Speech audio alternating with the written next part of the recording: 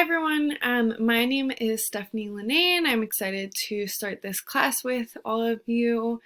My most recent field placement was at Children's Law Center, where I worked with dually involved youth, so youth who were involved in both the foster system and the juvenile justice system. My past experience is also working with similar populations of adolescents and the foster system, a lot of youth who experienced sexual exploitation. And my current job position is actually a little bit different. I am working with adult men in recovery, so I'm providing case management to them.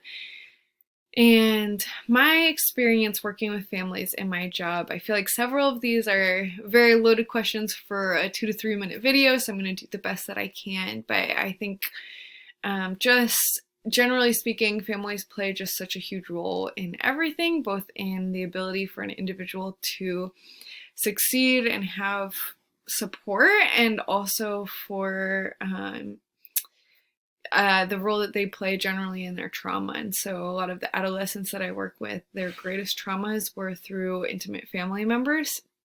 And that was always both interesting and heartbreaking just to see how that played out. And, you know, I've seen a lot of the addicts that I work with, unfortunately, don't succeed the first, second, or third time in recovery. And I feel like the people who do have the best success at it, and the people who are able to maintain sobriety and stabilized to some extent or the other, have supportive families in their corner. And that has made a huge difference for a lot of people that I work with.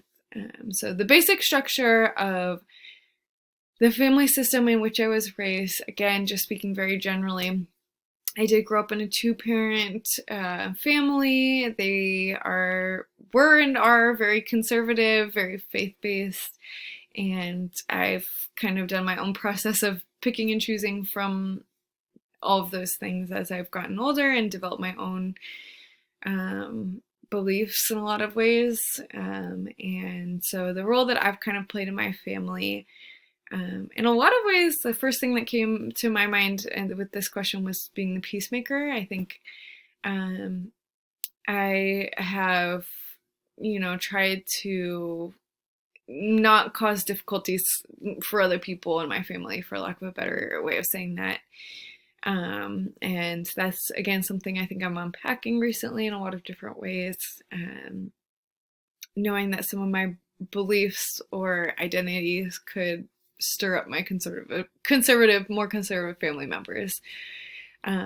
So I would say the burning questions that I have about family work to have answered in this course